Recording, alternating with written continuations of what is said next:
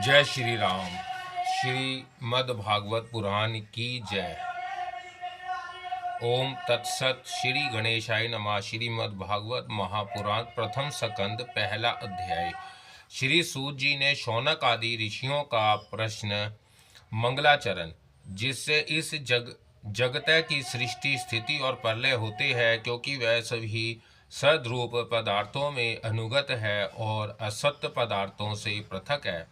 जड़ नहीं चेतन है, परतंत्र नहीं स्वयं प्रकाश है। जो ब्रह्मा अथवा हिरण्यगर्भ नहीं, प्रत्युत उन्हें अपने संकल्प से ही जिसने उस वेद ज्ञान का दान किया है, जिसके संबंध में बड़े बड़े विधान भी मोहित हो जाते हैं, जैसे तेजों में सूर्य, रश्मियों में जल का, जल में स्थल का और स्थल में जल का भ्रम होता है, वैसे ही जिसमें यह त्रिगुणमयी जगत स्वपन सुषुप्ति रूपा सृष्टि मिथ्या होने पर भी अधिष्ठान सत्ता से सत्यव्रत प्रतीत हो रही है, उस अपनी स्वयं प्रकाश ज्योति से सर्वदा और सर्वथा माया और माया कार्य से पूर्णतः मुक्त रहने वाले परम सत्य रूप परमात्मा का हम ध्यान करते हैं।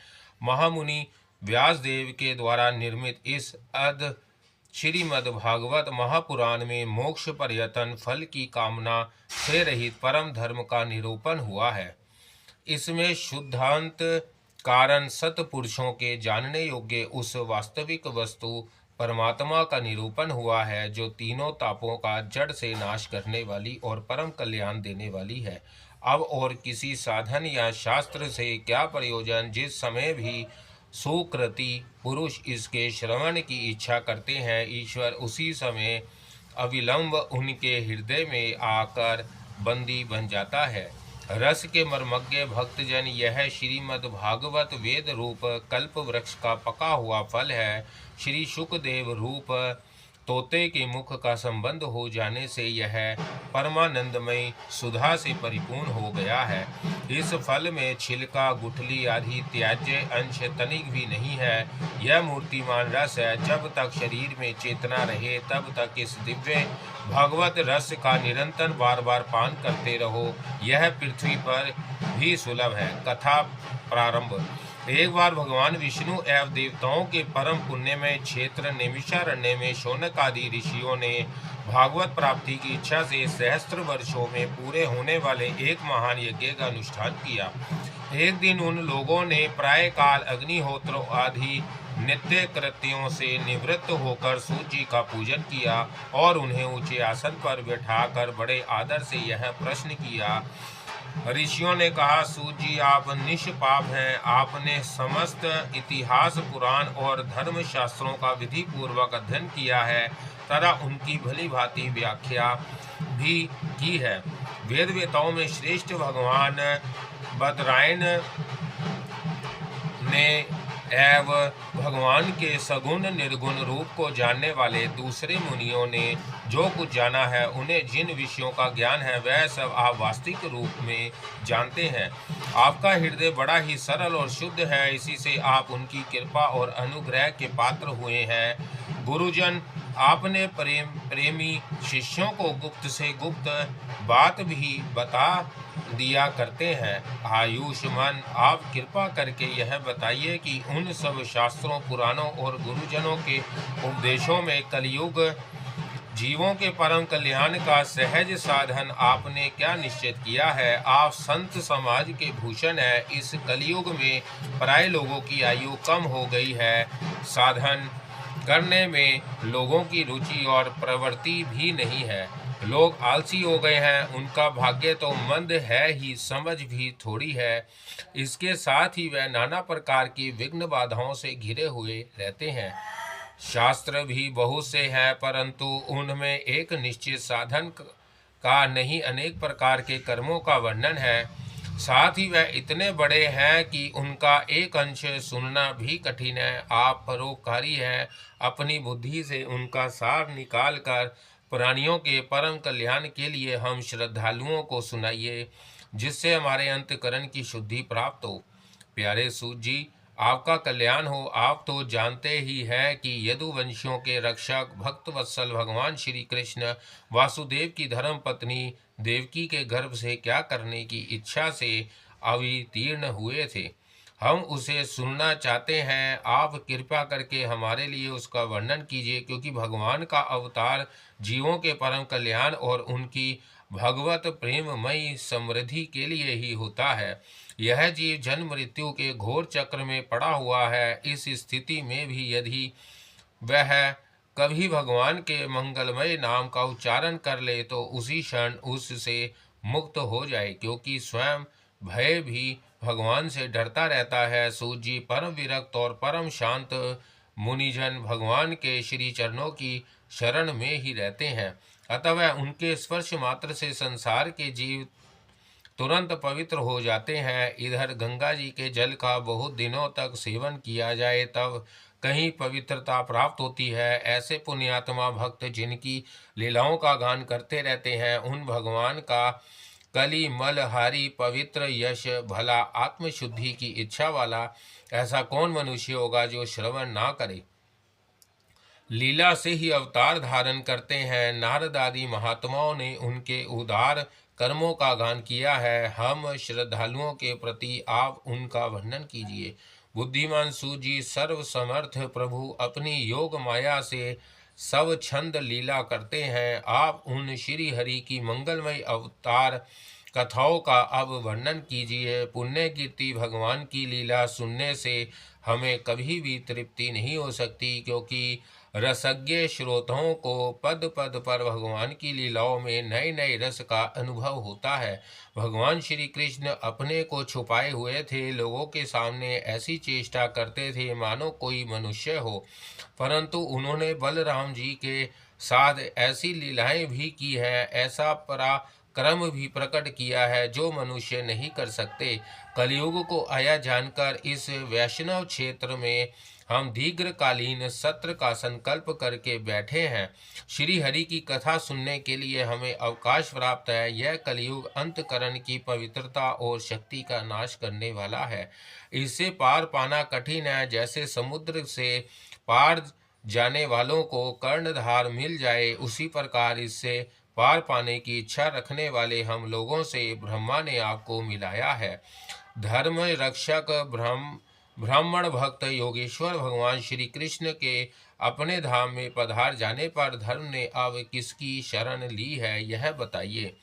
दूसरा अध्याय भागवत कथा और भगवती का महत्वमय। श्री व्यास जी कहते हैं, शौनक आदि ब्रह्मावादी ऋषियों के ये प्रश्न सुनकर रोमहर्षण के पुत्र उग्र श्रवा को बड़ा ही आनंद हुआ। उन्होंने ऋषियों के इस मंगलमय प्रश्न का अभिनंदन करके कहना आरंभ किया।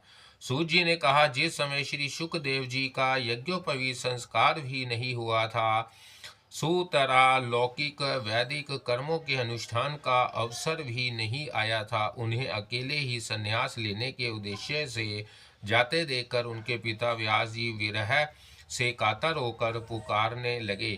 बेटा बेटा। उस समय तन्मय होने के कारण श्री शुकदेव जी की ओर से वृक्षों ने उत्तर दिया, ऐसे सबके हृदय में विराजमान श्री शुकदेव मुनि को मैं नमस्कार करता हूँ। श्रीमद् भागवत अत्यंत गोपनीय रहस्यमय पुराण है। यह भक्त स्वरूपा का अनुभव करने वाला और समस्त वेदों का सार है। संसार में फंसे हुए जो लोग इस घोर अज्ञान अंधकार से पार जाना चाहते हैं, उनके लिए आध्यात्मिक तत्वों को प्रकाशित कराने वाला यह एक अद्वितीय दीपक है। वास्तव में उन्हीं पर करुणा करके बड़े बड़े मुनियों के आश्चर्य श्री शुकदेव जी ने इसका वर्णन किया है। मैं उनकी शरण ग्रहण करता हूँ। मनुष्यों में सर्वश्रेष्ठ भगवान के अवतार नर नारायण ऋषियों को, सरस्वती देवी को और श्री व्यास जी को नमस्कार करके तब संसार और अंतकरण के समस्त विकारों पर विजय प्राप्त कराने वाले इस श्रीमद् भागवत महापुराण का पाठ करना चाहिए। ऋषियों, आपने संपूर्ण विश्व के कल्याण के लिए यह बहुत सुंदर प्रश्न किया है, क्योंकि यह प्रश्न श्री कृष्ण के संबंध में है और इससे भली भांति आत्मशुद्धि हो जाती है। मनुष्यों के लिए सर्वश्रेष्ठ धर्म वही है जिससे भगवान श्री कृष्ण में भक्ति हो। भक्ति भी ऐसी जिसमें किसी प्रकार की कामना ना हो, जो नित्य निरंतर बनी रहे। ऐसी भक्ति से हृदय आनंद स्वरूप परमात्मा की उपलब्धि करके कृत्य कृत्य हो जाता है। भगवान श्री कृष्ण में भक्ति होते ही अन्याय प्रेम से उनमें चित्त जोड़ते ही निष्काम ज्ञान और वैराग्य का आविर्भाव हो जाता है। धर्म का ठीक ठीक अनुष्ठान करने पर भी यदि मनुष्य के हृदय में भगवान की लीला कथाओं के प्रति अनुराग का उदय ना हो तो वह निराश्रम ही श्रम है। धर्म का फल है मोक्ष, उसकी सार्थकता अर्थ प्राप्ति में नहीं है। अर्थ केवल धर्म के लिए है, भोग विलास उसका फल नहीं माना गया है। भोग विलास का फल इंद्रियों को तृप्त करना नहीं है, उसका प्रयोजन है केवल जीवन निर्वाह। जीवन का फल भी तत्व जिज्ञासा है, बहुत कर्म करके स्वर्ग आदि प्राप्त करना उसका फल नहीं है। तत्ववेता लोग ज्ञाता और ज्ञाय के भेद से रहित अखंड अद्वितीय सच्चिदानंद स्वरूप ज्ञान को ही तत्व कहते हैं। उसी को कोई ब्रह्मा, कोई परमात्मा और कोई भगवान के नाम से पुकारते हैं। श्रद्धालु मुनिजन भगवान श्रवण से प्राप्त ज्ञान वैराग्य युक्त भक्ति से अपने हृदय में उस परम तत्व रूप परमात्मा का अनुभव करते हैं। शौनकादि ऋषियों, यही कारण है कि अपने वर्ण तथा आश्रम के अनुसार मनुष्य जो धर्म का अनुष्ठान करते हैं उसकी पूर्ण सिद्धि इसी में है कि भगवान प्रसन्न हो। इसलिए एकाग्र मन से भागवत वत्सल भगवान का ही नित्य निरंतर श्रवण कीर्तन ध्यान और आराधन करना चाहिए। कर्मों की गांठ बड़ी कड़ी है, विचारवान पुरुष भगवान के चिंतन की तलवार से उस गांठ को काट डालते हैं। तब भला ऐसा कौन मनुष्य होगा जो भगवान की लीला कथा में प्रेम ना करे। शौनकादि ऋषियों पवित्र तीर्थों का सेवन करने से महत सेवा, तदंतर श्रवण की इच्छा, फिर श्रद्धा, तत्पश्चात भागवत कथा में रुचि होती है। भगवान श्री कृष्ण के यश का श्रवण और कीर्तन दोनों पवित्र करने वाले हैं। वह अपनी कथा सुनाने वालों के हृदय में आकर स्थित हो जाते हैं, उनकी अशुभ वासनाओं को नष्ट कर देते हैं, क्योंकि वह संतों के नित्य सुहृदय है।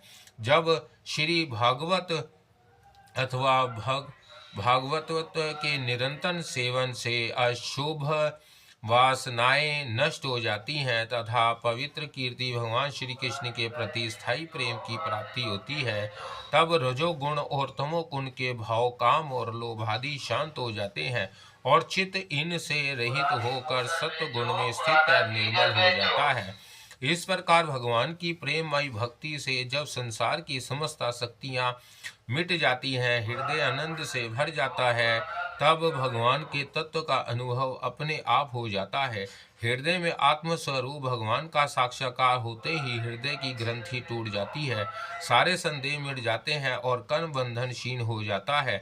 इसी से बुद्धिमान लोग नित्य निरंतर बड़े आनंद से भगवान श्री कृष्ण के प्रति प्रेम भक्ति करते हैं, जिससे आत्म प्रसाद की प्राप्ति होती है। प्राकृतिक के 3 गुण है, सत्व, रज और तम। इनको स्वीकार करके इस संसार की स्थिति, उत्पत्ति और प्रलय के लिए एक आदित्य परमात्मा ही विष्णु, ब्रह्मा और रुद्र ये 3 नाम ग्रहण करते हैं।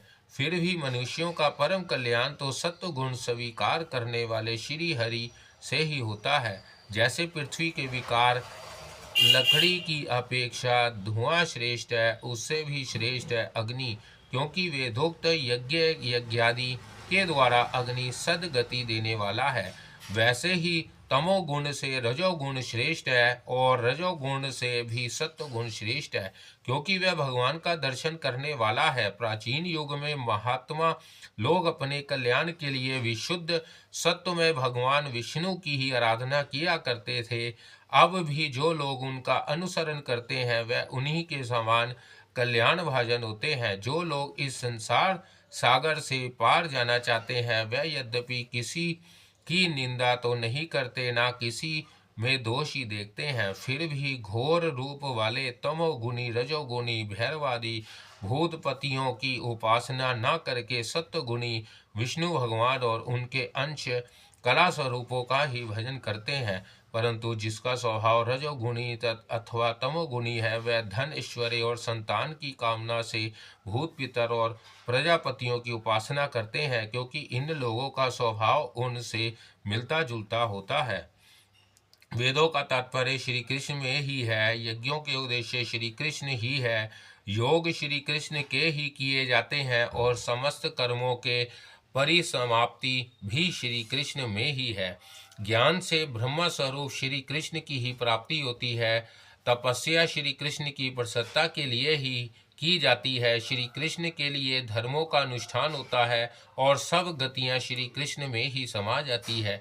यद्यपि भगवान श्री कृष्ण प्राकृतिक और उसके गुणों से अतीत है, फिर भी अपनी गुणमयी माया से जो प्रपंच की दृष्टि से है और तत्व की दृष्टि से नहीं, उन्होंने ही सर्ग के आदि में इस संसार की रचना की थी।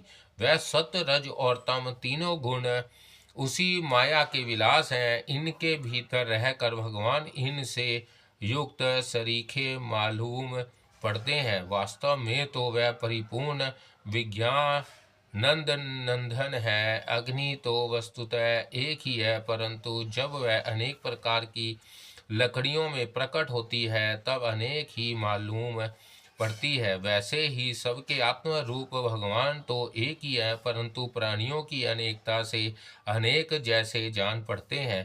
भगवान ही सूक्ष्म भूत तन मात्रा इंद्रियां तथा अंतकरण आदि गुणों के विकार भूत भावों के द्वारा नाना प्रकार की योनियों का निर्माण करते हैं और उनमें भित्र भित्र जीवों के रूप में प्रवेश करके उन योनियों के अनुरूप विषयों का उपभोग करते कराते हैं। वह ही संपूर्ण लोकों की रचना करते हैं और देवता पशु पक्षी मनुष्य आदि योनियों में लीला अवतार ग्रहण करके सत्व गुण के द्वारा जीवों का पालन पोषण करते हैं।